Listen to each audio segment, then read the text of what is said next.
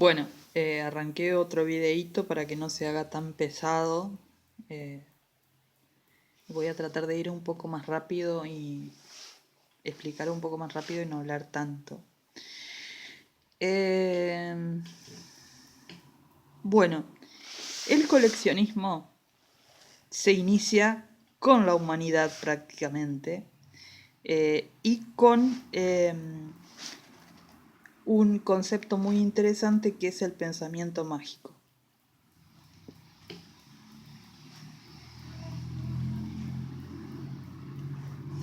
Que está asociado con los que le venía contando anteriormente.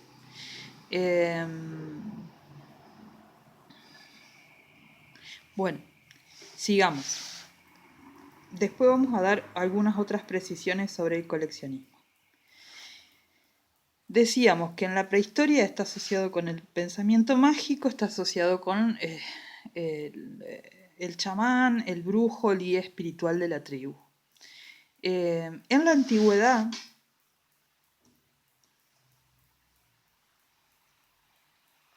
estamos hablando a partir del año 3500 a.C. aproximadamente, que es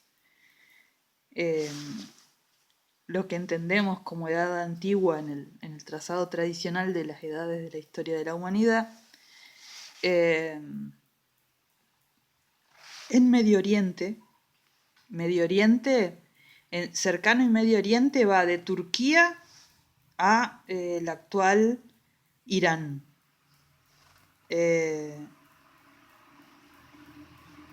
Bueno, no soy buena para dibujar mapas, pero no importa. Acá está Turquía.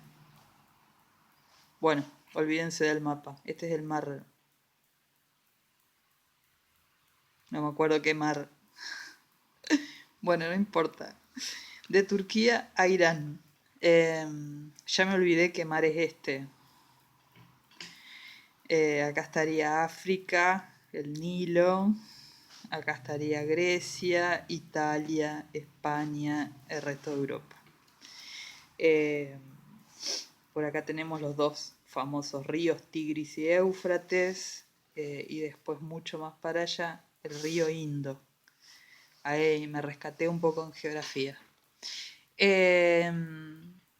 Aquí hablamos de coleccionismo guerrero. O sea, cuando un pueblo invadía otro, se apropiaba de todos sus objetos valiosos, de todos sus tesoros. Es aquí donde aparecen las primeras exhibiciones museográficas, incluso había diseño de vitrinas especiales para poder mostrar el rey conquistador generalmente mostraba a sus súbditos las cosas que le había arrebatado al otro reino. Entonces, en la antigüedad, el coleccionismo está asociado, es, mejor dicho, un coleccionismo guerrero.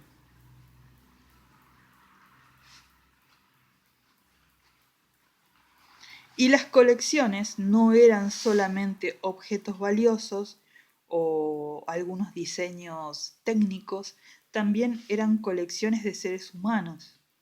Entonces se coleccionaba personas que se diferenciaban por el color de piel, por el color de ojos, etc. Entonces el coleccionismo guerrero, la guerra, se llevaba del país vencido todas sus riquezas y todas sus particularidades, incluso humanas.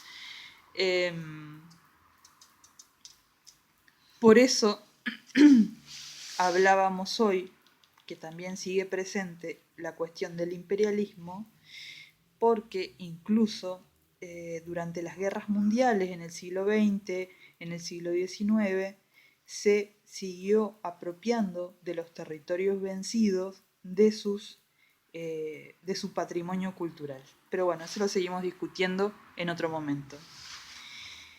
En la Grecia clásica, el coleccionismo, estamos hablando de los siglos 5 y 6 aproximadamente antes de Cristo. En la Grecia clásica, el coleccionismo estaba asociado a los centros religiosos. Ya vimos lo de la Casa de las Musas, pero también había otros lugares muy conocidos en la antigüedad, muy famosos, que eran los oráculos.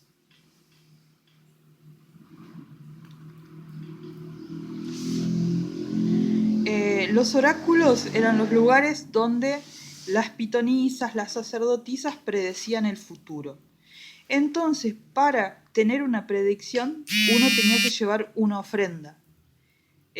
La ofrenda podía ser una ofrenda sencilla que haga un campesino, como podían ser un gran tesoro de algún rey agradecido por la victoria. El más conocido de estos oráculos era el de Delfos. Después también había uno en Delos y no me acuerdo en qué otro lugar más. Uno llegaba con alguna serie de preguntas o con alguna consulta para la pitonisa, que generalmente estaba muy drogada, y entonces a uno le contestaba y uno debía dejar su ofrenda. Todas estas ofrendas dejadas al oráculo también formaron colecciones, que eran que se guardaban en los tisauros.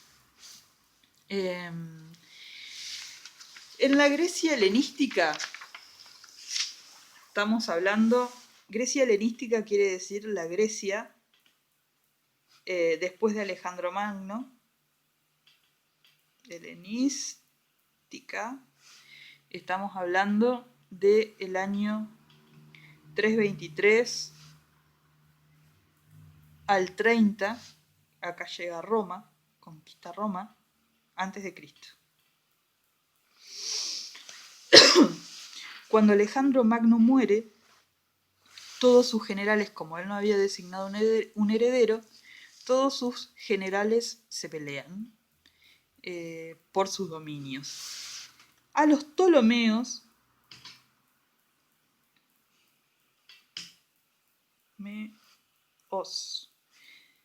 le toca o ganan Egipto. Ahí se establece o se crea el museo por excelencia.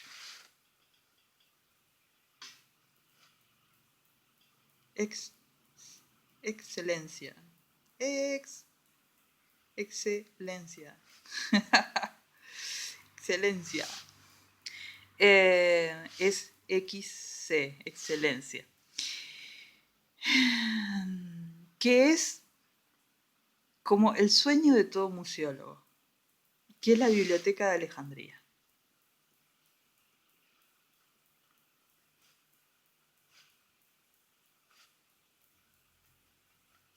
Si ustedes han leído un poquito, esta biblioteca se quemó.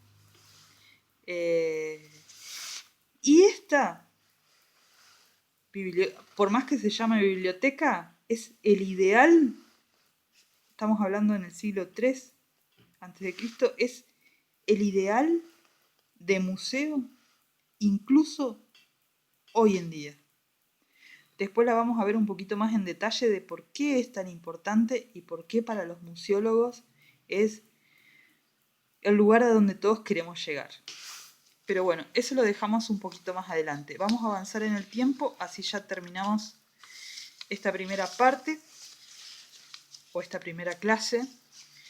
Sé que se hizo un poco pesada, pero bueno, me pareció interesante compartir con ustedes estas cuestiones, porque si bien no hacen puntualmente a nuestro trabajo, pero tienen que ver para poder comprender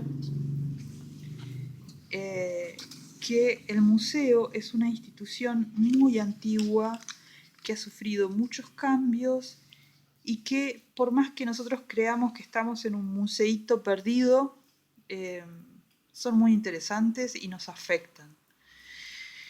Bueno, siguiendo en el tiempo, nos vamos a Roma. Estamos hablando siempre de la historia occidental. En Roma, el coleccionismo, seguimos hablando de coleccionismo, está asociado con el prestigio. Pero el prestigio personal. Porque en Roma las colecciones eran total y absolutamente privadas. No existe exposición pública de las colecciones. Los romanos se llevaron muchísimo de Grecia y se llevaron mucho sin permiso también. Se robó mucho de Grecia, sobre todo lo que tiene que ver con escultura, pero tiene un aporte original Roma que es el retrato pintado. Entonces, eso es un aporte original de Roma. Todo lo demás generalmente era hecho a la griega y coleccionado por su belleza relacionada al canon griego. Así que en Roma tenemos un coleccionismo totalmente privado. No hay muestras, no hay museografía, todo se asocia con un prestigio personal. Durante la Edad Media,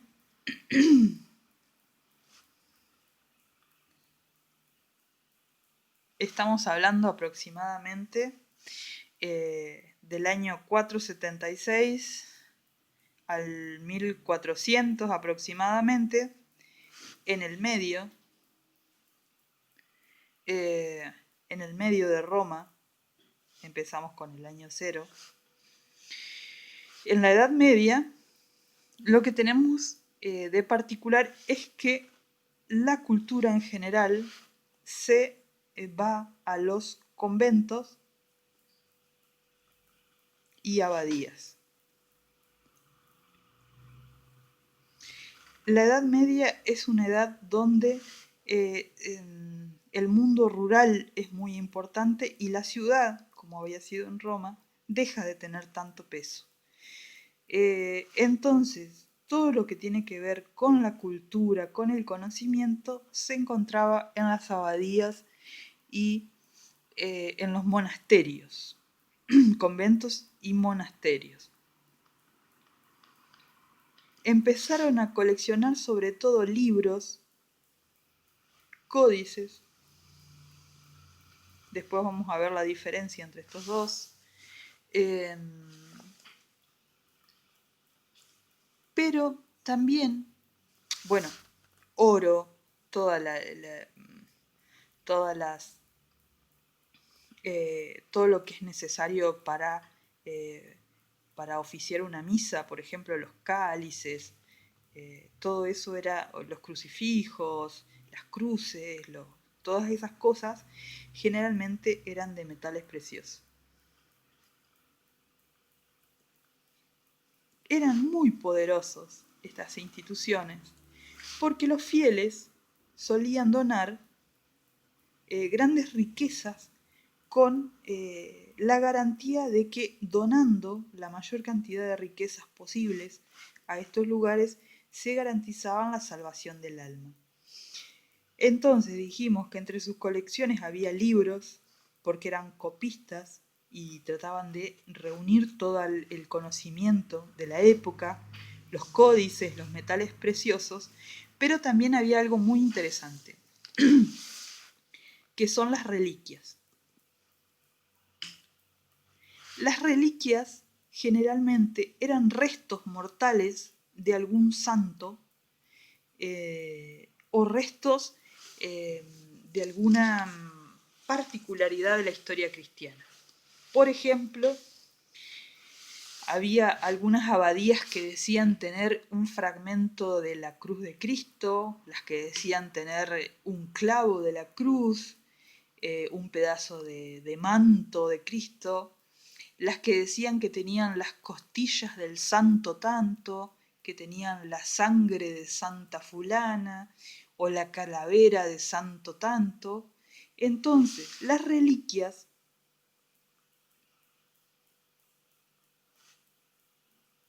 sobre todo en tiempos de guerra y enfermedad,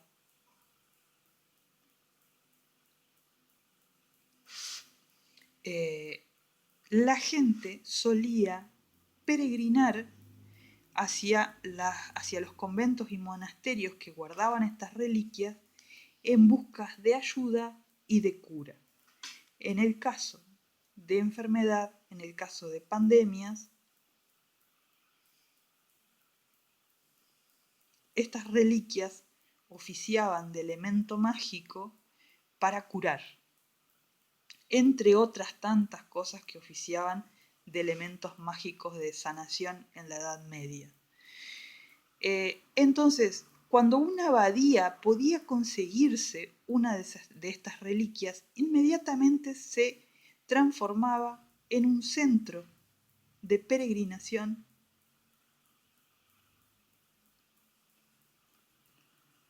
y generalmente se transformaba en un centro económico, además de un centro religioso.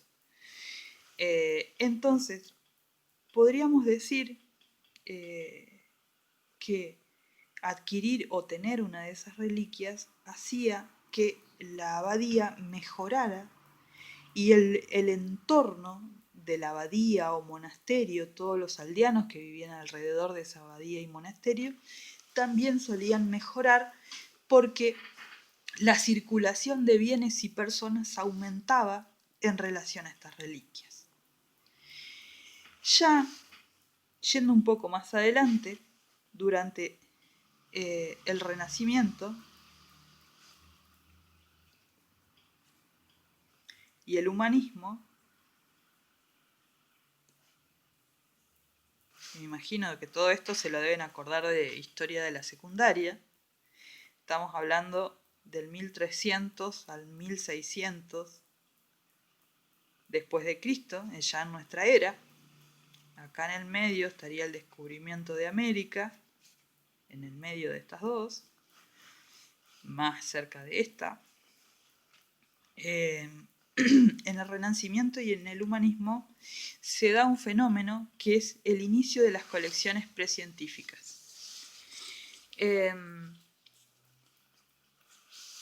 Hay una serie de ámbitos llamados estudiolos o gabinete de curiosidades.